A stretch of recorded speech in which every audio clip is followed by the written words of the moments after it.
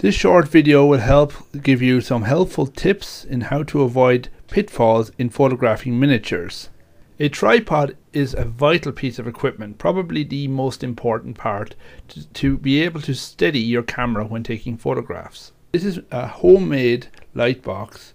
It's 4 sides of wood with white paper stuck on the inside. The daylight bulbs used in the lightbox help get rid of unwanted yellow color from normal household fluorescent bulbs. No matter what equipment you use, you still need an artistic eye in regard to how you judge composition and angle of the subject you're photographing. This angle is too high to show properly the full detail of the figures in the diorama that you're photographing. Natural sunshine can often cause sharp shadows, which can take away from the impact of your subject. The lightbox helps give you an excellent alternative to this. The lightbox also helps you avoid the unnecessary clutter that can sometimes show up behind the subject you're photographing. Normal household fluorescent bulbs do cast a yellow tint onto their surroundings, and this is often carried across in your photographs using those lights, so a daylight bulb will get rid of this problem. While not absolutely vital, the lightbox does give you complete control over how you choose to light your subject, rather than relying on a cloudy day indoors to be able to get the best shot.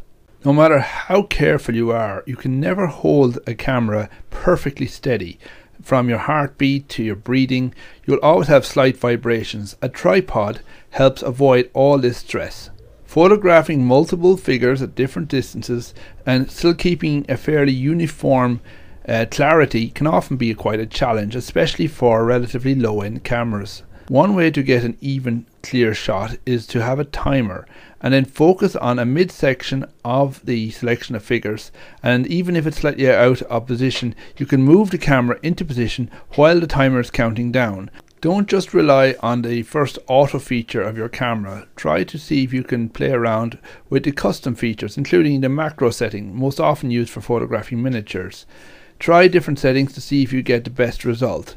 Sometimes you do need to use a digital program to improve the overall look of your first photograph. If it's too dark, I prefer to use a tone curve feature to lighten the overall image.